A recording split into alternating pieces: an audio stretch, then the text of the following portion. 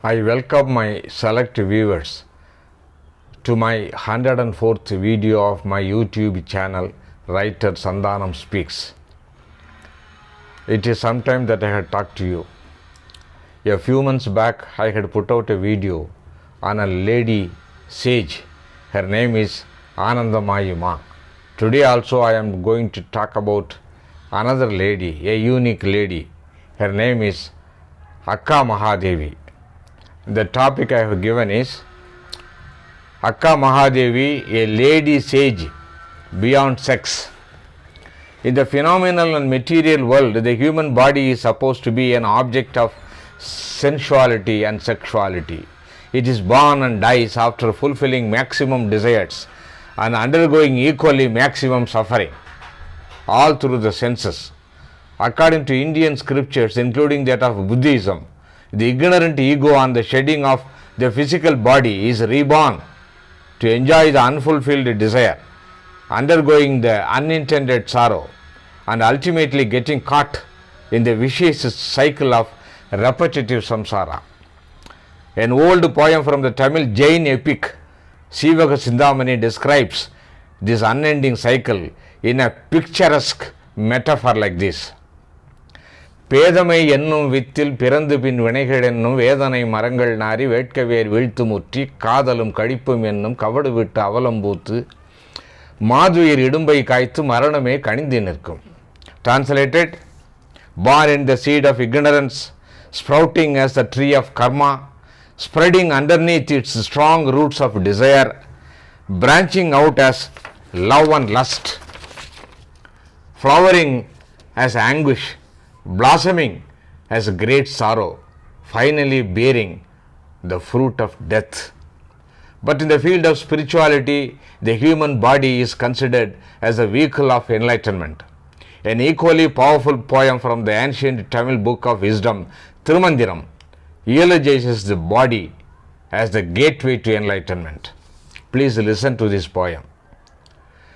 உடம்பினை முன்னம் இடுக்கண்டிருந்தேன், உடம்பினுள்ளே உருபொருள் கண்டேன், உடம்புளே உத்தமன் குடிகொண்டான் என்று உடம்பினை யான் இருந்து ஓம்புகின்றேனே. Translated, earlier I thought of the body as a shame, but now I have found divinity in it.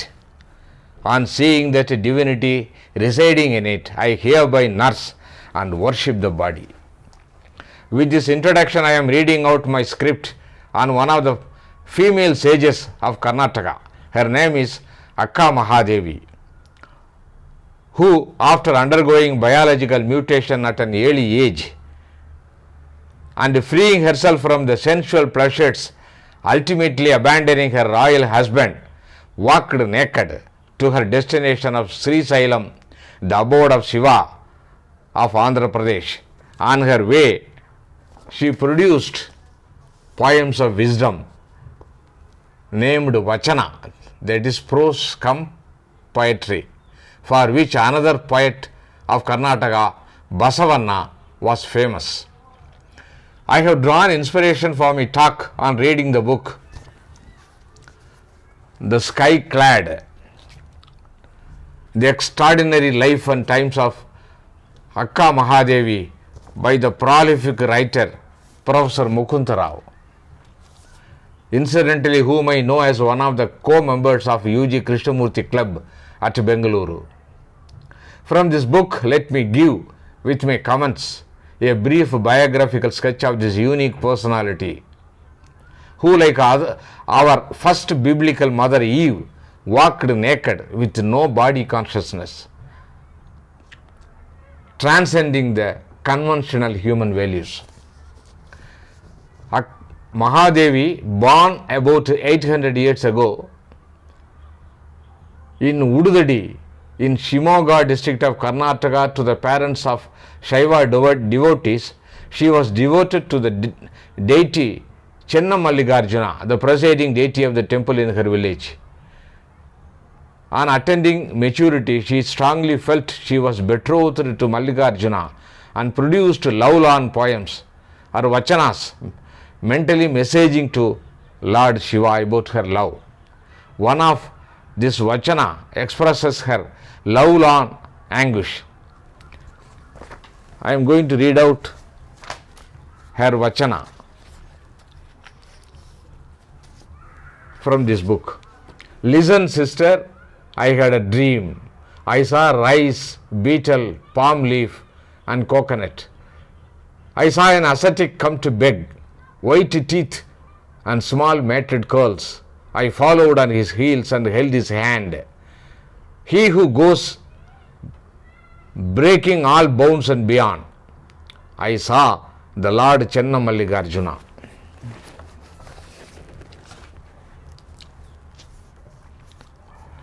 There is a striking similarity in the songs sung by another love-beaten girl, Andal of Srivilliputtur of Tamil Nadu, who, like Mahadevi, felt she was betrothed to her beloved Lord Krishna, and as the legend has it, ultimately merged herself into him as light. In both the cases of Mahadevi and Andal, no sensuality is involved in this divine love.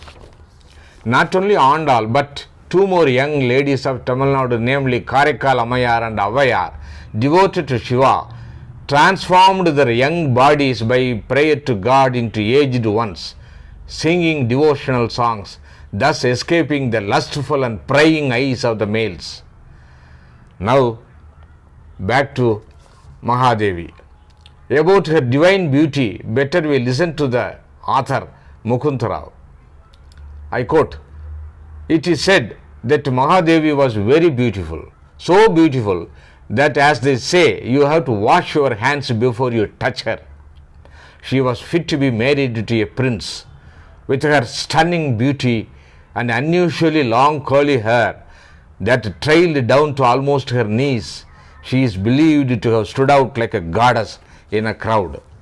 The story goes that when she was 16, the local king Kaushika sighted her near the Shiva temple and demanded her hand and promised to make her his royal queen. But Mahadevi refused, telling her parents that she is the bride in waiting for the bridegroom Channamallikarjuna. The king issued a threat to the parents, who in turn begged their daughter to marry the king and save their lives. Mahadevi, as a pious daughter, ultimately relented. But she in turn issued on her part certain conditions if she was to marry the king. The most important one was she was not to be disturbed during her puja to Lord Shiva. The king also agreed to her conditions, mistaking the conditions as only a formality, as he was unaware of the intensity of the divine love of Mahadevi. Though Mahadevi gave herself up physically to the king, she was living like an ascetic in the palace, all the time thinking about her divine bridegroom Mallikarjuna. This Vachana expresses her anguish. I am going to read out from this book.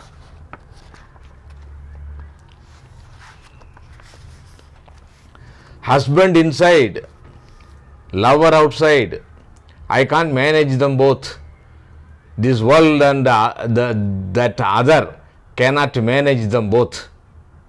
O Lord Channamallikarjuna, I cannot hold in one hand both the round nut and the long bow. When I read this Vachana, I was transported to the Tamil male poet Thayumanavar, who, assuming himself as a female love, sang this song to his beloved Shiva. The song runs like this. Marabai keduttanan ketteen idai vaivittu sollidil vaalvu enakkillai karavu purshanum allan ennai kaakkum thalamai kadavul kaan minne. In translation it reads, he destroyed the human values by taking me into his arms. If I say it openly, I lose my worldly life. The destroyer is not my hidden husband, but my protector and the primal God. On that destined day, Kaushika was possessed of insatiable passion for Mahadevi and entered the puja room while she was praying. and violating his promise took her by her sari. That is all. At that precise moment, the wedded wife mentally divorced the king and became the spiritual wife of Mallikarjuna. Leaving behind the sari and her status as a royal wife, she left the royal palace naked, tresses of hair flowing for her dress all over her body. The onlookers were stunned to see this female naked goddess, and many fell at her feet. Trekking 800 kilometers, she reached the palace Kalyana in Bidar district. She entered the nearby Anubhava Mandapa, the hall of experience, to meet the Saranas, that is the devotees of Lord Shiva, of whom Allama Prabhu was a royal sage occupying the throne of emptiness, reminding the ancient Gautama Buddha. The news about her preceded her visit. Mahadevi presented herself before the devotees for severe trial by Allama Prabhu, surrounded by other Saranas like Basavanna. After answering series of probing questions by Allama Prabhu, she announced that the world is an illusion. So also her body. Let us come to the final question and answer session. I am going to again read out a little longer passage from this book. Allama Prabhu, clever, very clever. You say you are nothing and speak as if you have gone beyond the consciousness of your body. Why then have you covered yourself? If there is nothing to hide, why then do you hide your body behind those tresses of yours? Mahadevi, Prabhu, I cover myself for the sake of the world.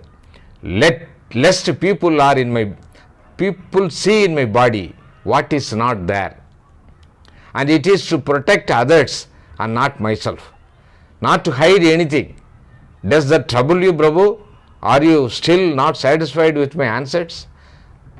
Allama Prabhu replies to her, no, I am not convinced.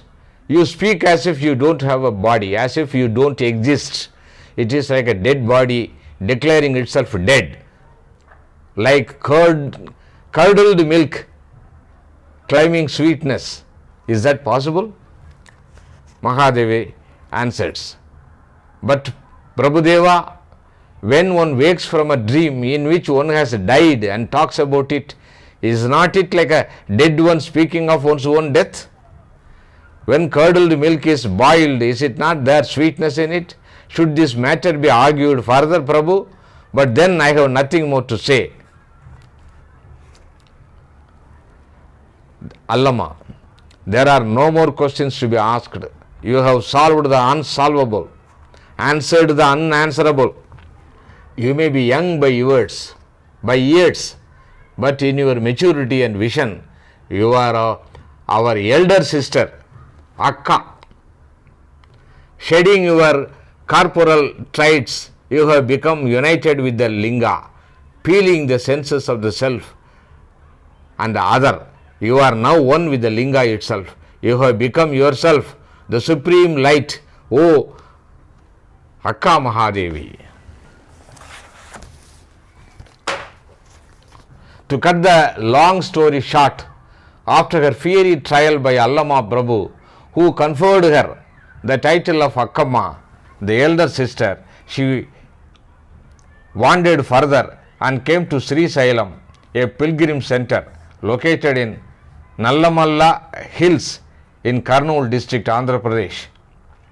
Situated on the banks of Krishna river, the place is famed for several temples, especially the shrine of Mallikarjuna, the spiritual husband of AKKA Mahadevi.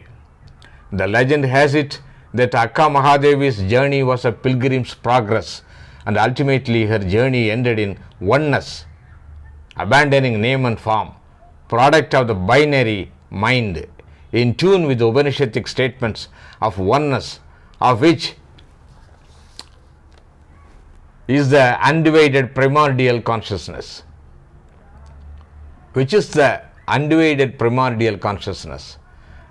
The Upanishadic statements are these: that thou art, aham brahmasmi, prajnanam brahmam. Then a question arises: if it is only one, if it is one only, then how do you explain the duality we witness in this phenomenal world? The answer by the ancient Advaitic sages is, all this is appearance on the one reality, like the snake in the rope, like water in the mirage, like the jewels in gold.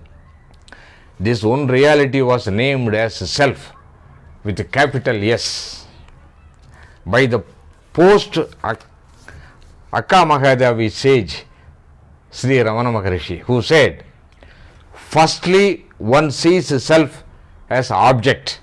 Secondly, one sees self as void.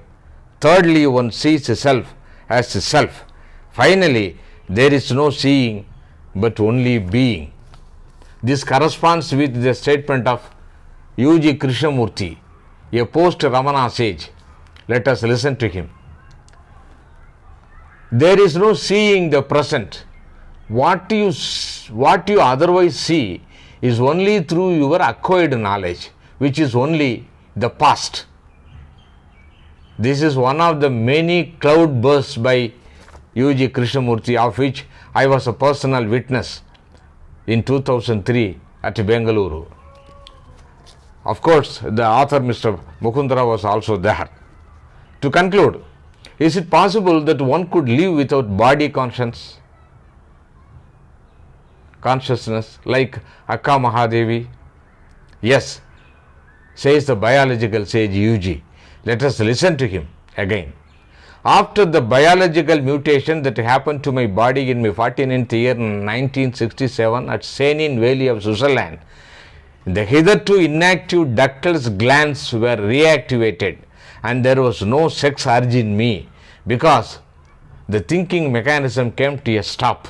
He also added that he never knew whether he was a man or a woman.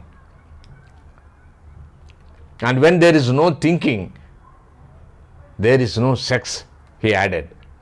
A fact confirmed by another genuine sage, Sri Ramakrishna.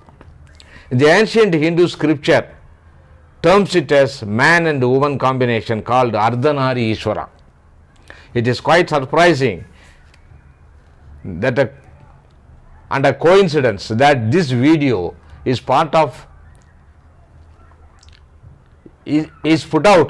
on the eve of Mahashivaratri, where Shiva dances with her consort Parvati as Ardhanari Ishvara at the dead of night.